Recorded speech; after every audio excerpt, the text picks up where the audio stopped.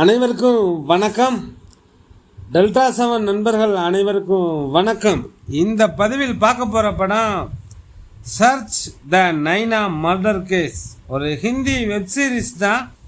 இந்த வெப்சீரிஸ் ஜியோ ஹாட்ஸ்டாரில் தமிழ் டப்பிங்கில் அவைலபிளாக இருக்குது. இந்த சீசன் 1 பொறுத்த வரைக்கும் மொத்தமாக ஒரு 6 எபிசோடு இருக்குது. ஒரு எபிசோடுமே ஆவரேஜாக ஒரு 30 to 35 மினிட்ஸ் தான். ஒரு சின்ன சைஸ் வெப் சீரிஸ் தான். ஒரு 3.5 மணி நேரம் இந்த சீரீஸை பார்த்துடலாம். கொங்கனா சென் அவங்க தான் வந்து லீட் கேரக்டர் ப்ளே பண்ணியிருக்காங்க. ஒரு டேனிஷ் சீரீஸை மையமாக வைத்து அமைக்கப்பட்ட ஒரு மர்டர் மிஸ்ட்ரி த்ரில்லர் சீரீஸ் தான். இந்த படத்தோட கதையை பற்றி பார்த்தோம்னா, நம்ம கதாநாயகி அவங்க தான் கொங்கனா சென். இவங்க ஒரு போலீஸ் டிபார்ட்மெண்ட்டில் ஏசிபியாக இருக்காங்க. செம சின்சியரான, நேர்மையான, உண்மையான ஒரு போலீஸ் ஆஃபீஸரு. இவங்க லஞ்சம் வாங்காத, கரைபடியாத கரங்களுக்கு சொந்தக்காரர் இவங்கன்னு சொல்லலாம். அந்த மாதிரி ஒரு போலீஸ் ஆஃபீஸரு. இவங்களுக்கு ஒரு அழகான குடும்பம் இருக்குது. இவங்களுக்கு ஹஸ்பண்டு, டீனேஜ் வயசில் ஒரு பொண்ணுன்னு எல்லாரும் இருக்காங்க. இவங்க பொண்ணுக்கு இவங்களை அறவே பிடிக்காது. இவங்க அம்மாவுக்கும் மகளுக்கும் சுத்தமாக பிடிக்க மாட்டாங்குது. இவங்க ஹஸ்பண்டுக்கும் புருஷன் பொண்டாட்டிக்குமே கொஞ்சம் நெருடல் இருக்குது.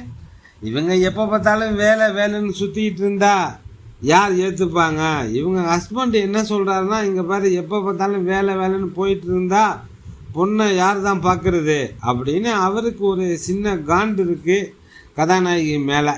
இப்போ இவங்க ஒரு கிரைம் டிபார்ட்மெண்ட்டில் வேலை பார்க்குறாங்க, போலீஸ் ஆஃபீஸராக. இதை விட்டுட்டு சைபர் கிரைம் வேலைக்கு மாறலாம், அதுக்கு அகமதாபாத் போகலான்னு முடிவு பண்ணுறாங்க. ஏன்னா புருஷனுக்கு அங்கே தான் அகமதாபாத்தில் வேலை.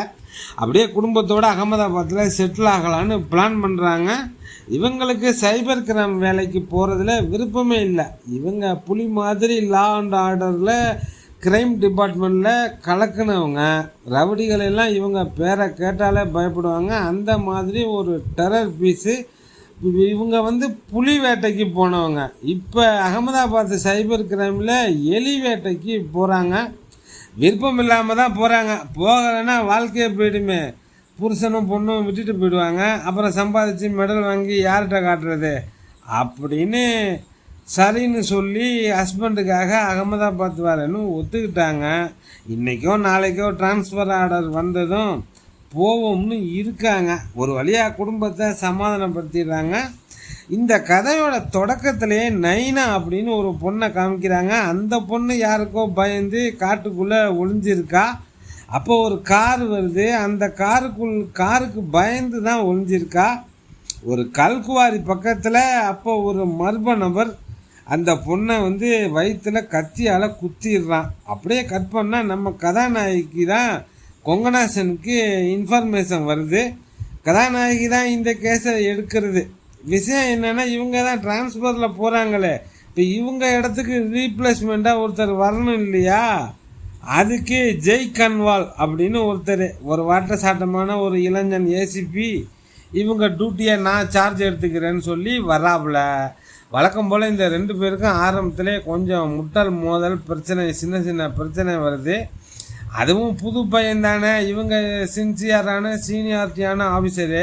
அதனால் அவங்ககிட்ட இவங்க A to Z சில கேள்விகளை கேட்க அவன் ஆரம்பத்தில் எகிர்றான். இந்த பாருங்க மேடம், நான் ஒன்றும் உங்களுக்கு உதவியாளரோ ரிப்போர்ட்லாம் கிடையாது, அது ஞாபகத்தில் வச்சுங்க. ஏதோ ரிப்போர்ட் பண்ண வந்தவங்க மாதிரி நீங்கள் சொல்கிறத நான் செய்வேன்லாம் நினைக்காதீங்க. 2 பேரும் ஈக்குவல் போஸ்ட்டு தான், 2 பேரும் ஏசிபி தான். கமிஷனர் சொல்லட்டும், அப்புறம் நான் செய்கிறேன் அப்படிங்கிறான். மற்றபடி அதிகாரம்லாம் என்ன பண்ணாதீங்க அப்படின்னு அவன் சொல்கிறான்.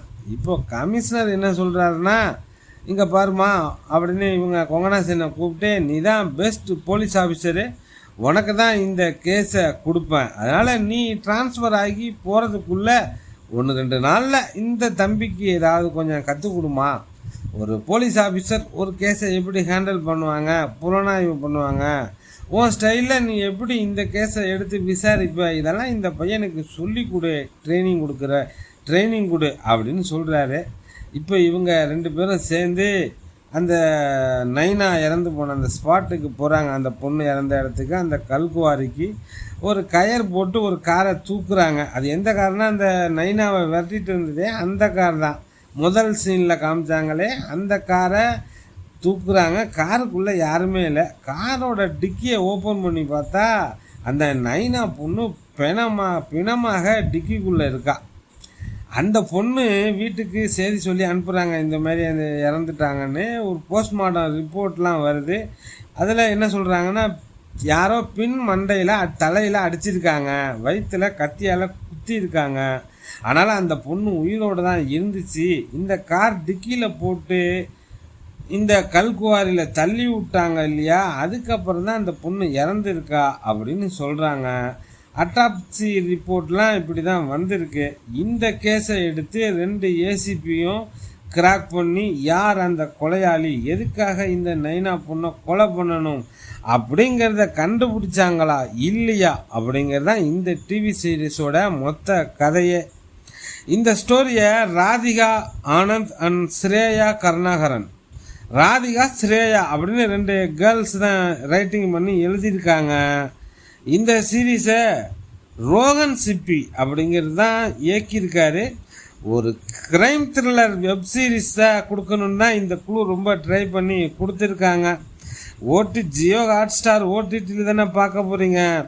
ஒரு க்ரைம் த்ரில்லர் வெப் சீரிஸ் பார்க்கணுன்னு நினைக்கிறவங்க இந்த படம் பாருங்கள். டெல்டா 7 நண்பர்களுக்கு நன்றிகள் பல.